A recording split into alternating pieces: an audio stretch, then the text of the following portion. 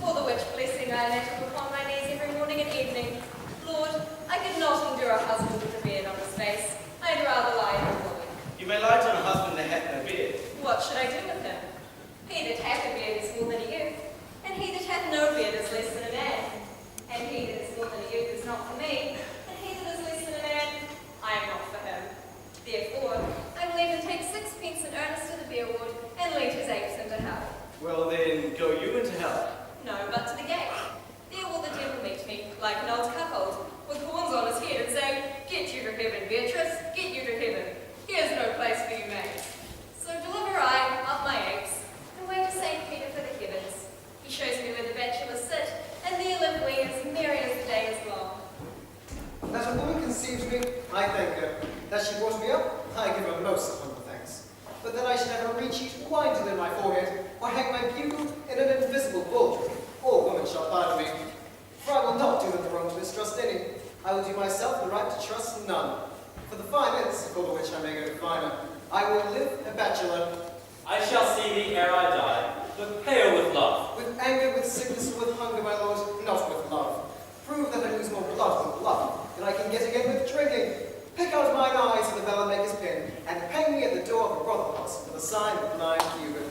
Well, if ever thou dost fall from faith, thou wilt prove a notable argument. If I do, then hang me in a bottle like a cat, and shoot me. And he that hits me, let him be clapped upon the shoulder, and called Adam. Well, niece, I hope to see you one day fitted with a husband. Not to God made men of some other metal than earth. Would it not grieve a woman to be overmastered by a piece of valley of dust? To make an account of her life to a flawed and wayward marl? No, uncle, I'm not. Adam's sons are my brethren, and truly I hold it a sin to mention my kindred. My dear Lady Disdain, are you yet living? Is it possible Disdain should die while she has such meat food to feed to Signor Benedick? Courtesy itself must convert to disdain if you come in her presence. Well, it's courtesy too and good, but it is certain I am loved of all ladies, only you excepted. But I can find in my heart that I had not a hard heart, for truly I love none. Dear happiness to woman, they would ask me in trouble with a pernicious suitor. I thank God in my cold blood I am of your hue for that.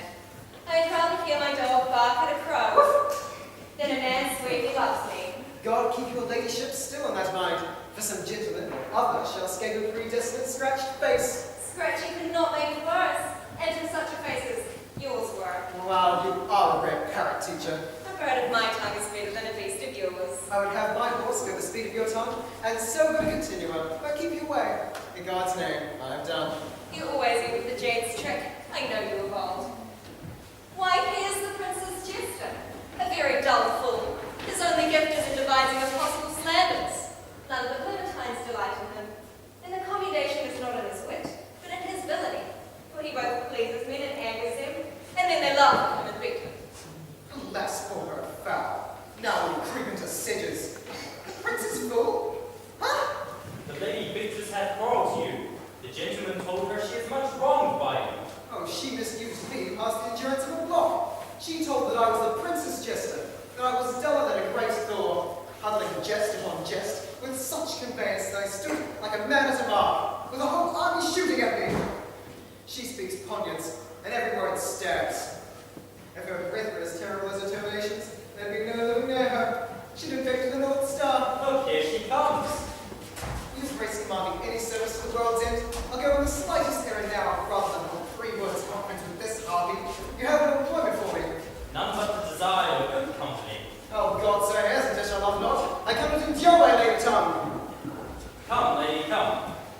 You have lost the heart of Signor Benedick. Indeed, my lord. You have put him down, lady. You have put him down. So I would not he should do me, my lord. Least I should prove the mother of fools. She could not endure to hear tell of a husband. Oh, by no means. She mocks all the wooers out of suit. She were an excellent wife for Benedick. Oh, Lord, my lord. If they were but a week married, they would talk themselves mad. Come, you shake the head so long a breathing, but I warrant thee, the time shall not go duty by us. I will in the interim undertake one of Hercules' labors, which is to bring Signor Benedick and Lady Beatrice into a mountain of affection, the one with the other, if we three will but minister such assistance as I shall give you direction. Go in with me, and I will tell you my drift. One woman is fair. Yes, I am well. Another is wise, yet I am well. Another is virtuous, yet I am well.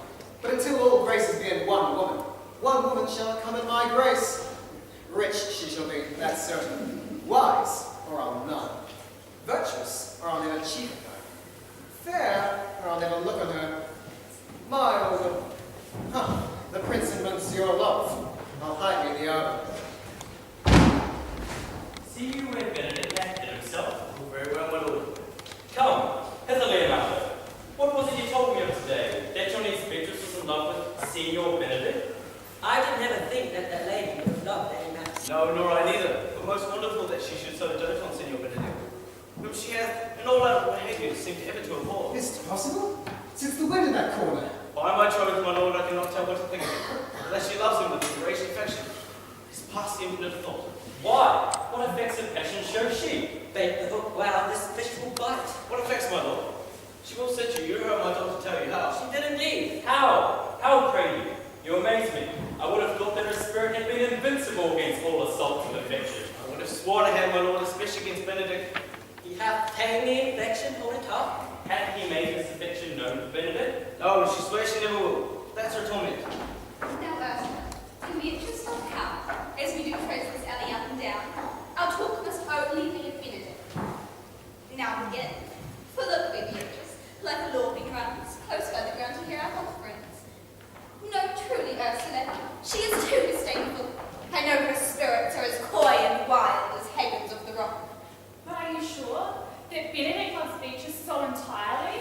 So says the prince, his my new betrothed lord.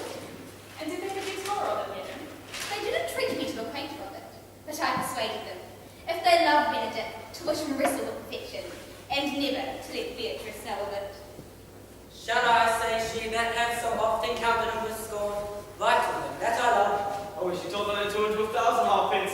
Then down upon her knees she falls, weeps, sobs, beats her heart, tears her hair, prays, curses. Oh, Sir Benedick, God give me patience. It were good that Benedick knew it by some other, if she will not discover it. What end? He would make her responsible and comment before Lady Will. And he should, if her hours to hang himself. She's an excellent sweet lady, and out of all suspicion, she is virtuous. And she is exceeding wise. And everything but loving Benedick. She doth well. If she should make tender of her love, 'tis very possible he'll scorn it. For the man, as you all know, hath a contemptible spirit. Doth not the gentleman deserve as full as fortunate, if there is either Beatrice shall couch upon? O God of love, I know he doth deserve as much as may be yielded to a man, but nature never framed a woman's heart with prouder stuff than that of Beatrice. Disdain and scorn rise sparkling in her eyes. She cannot love, nor take no shape nor project of affection. She is so self-endeared. And therefore certainly not good she knew his love, lest she make sport at it. Why, you speak truth. I never yet saw man. How wise, how noble, young, how really featured. But she would spell him backward. Well, I am sorry for your niece. Shall we go seek Benedick and tell him of her love? Never tell her, my lord. Let her wear it out with good counsel. Nay, that's impossible. She may wear her heart out first. Well, we will hear further of it by your daughter. Let her cool the while. I love Benedick well, and I can wish he would modestly examine himself. See how much he is unworthy of so good a lady. My lord, we will. Dinner is ready. If I should speak, she would knock me into death. Oh, she would laugh me out myself, press me to death with wit. Therefore let Benedick, like covered fire, consume away in sighs, waste inwardly. Yet tell her of it. Hear what she will say. No. Rather I would go to Benedick and counsel him to fight against his passion. When are you married, Verdon? Why, every day. Tomorrow. Come, go in. I'll show you some attires and seek thy counsel which is best to furnish me tomorrow. She's mine, I warrant you. We have caught her, Verdon. If it proves so, then loving goes by packs. Some cupids kill with arrows, some with tricks. This can be no trick. They seem to pity the lady. Love me. Why, it must be requited. I hear I am censured. They say I will bear myself proudly if I receive the love comfort. They say too she would rather die than show any sign of affection. They say the lady is fair. 'Tis the truth. I can bear the witness. And virtuous, 'tis so. I cannot reprove it. And wise, but for loving me, By my troth, it is no addition to her wit, nor no great argument of her folly. For I will be horribly in love with her. What fire is in my ears? Can this be true? Stand I condemned for pride and scorn so much? Contempt, farewell, and maiden pride, adieu. No glory lives behind the back of such. And Benedick, love on, I will requite thee, taming my wild heart to thy loving hand.